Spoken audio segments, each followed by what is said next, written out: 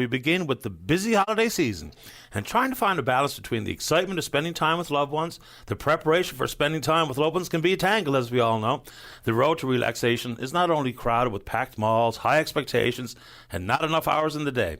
Dr. Janine Hubbard is indeed with the Association of Psychology, Newfoundland and Labrador, joins us live in the studio. Good morning, Doctor. Good morning. Thanks for having me. Happy to have you. And you know, the season is merry for many and lucky it is for me, but it's a really difficult task to set your expectations at a level you can achieve. And none of us managed to do that. Zero. We say it every year that, I'm going to tone things down. And we get caught up in these unrealistic expectations for ourselves and for others. We get this sense that everything needs to be perfect somehow, whether it's the Pinterest effect, whether it's watching, too many holiday movies online. We have this sense that, you have to have the perfect Christmas tree and the perfect dinner and, the glistening turkey, and all of your children are going to be absolutely well behaved. And come on, guys, we're overtired. I'm susceptible. You can hear I managed to get myself sick in the season, which a lot of us managed to do. We're not getting enough sleep. We're eating more than we used to. We're drinking more than we used to. We're not getting our regular exercise routines. We're running ourselves ragged. And exactly as Claudette said, we lose perspective on why are we doing all this in the first place? Well, more is not always better. I mean, sometimes I think about this in terms of like preparing or planning a wedding. Everyone wants to have that picture perfect, royal type of wedding, when more doesn't necessarily satisfy anybody. So it may be something we can associate with the holiday season as well. Absolutely. And again, we build ourselves up to do this. But it's funny, if you stop and ask your family and you ask your kids, what did you enjoy most about last year's Christmas? Or what are you looking forward to doing over the holidays? They don't have the expectations of the grandiose things. They'll talk about something small. Hey, remember when we all sat and played a board game together that one night? Or remember when we went skating? Or, hey, remember when we, remember when something funny happened? And actually when the Christmas tree fell over and, we were able to laugh about it. And meanwhile, mom and dad are in the background not laughing so much. But those are the things that kids remember. Those are the things that families remember. It's not the big expensive toys. It's not the big expensive gifts. And it's not the over-the-top productions. It's the trying to find time to have that quality experience, whether it's with friends, whether it's family, whether it's just sitting down and having a cup of tea. Yeah, you talk about wanting everything to be perfect. Quite another when some people are lucky enough to get invitations to go and do a lot of visiting, maybe with family or friends or corporate Christmas parties and the like.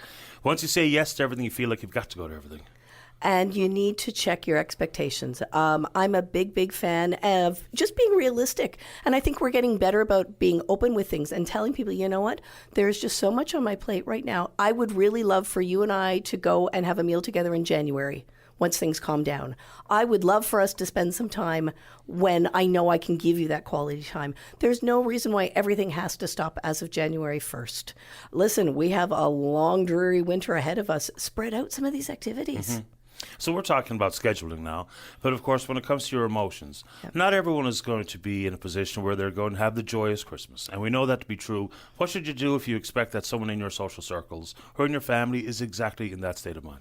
Absolutely, it's important to be mindful, and there are certainly some groups that are at risk, and we can talk about those. Reach out to them, listen, let them know, ask them, what do you need from me this year? Maybe it's somebody who's bereaved or somebody who's just gone through a divorce and is trying to navigate a whole new set of expectations for the year. Maybe it's somebody who's been unwell. Or strapped for cash. Listen, one of the most frank conversations you can have, and people really appreciate it, is to say, look, you know what? Things are really tight this year. I'd really rather that we spend some time together, or that we, put a limit on gifts, or that we do, maybe some kind of a group exchange. People are very respectful of that. It's amazing how much of a relief that is when you put that out there.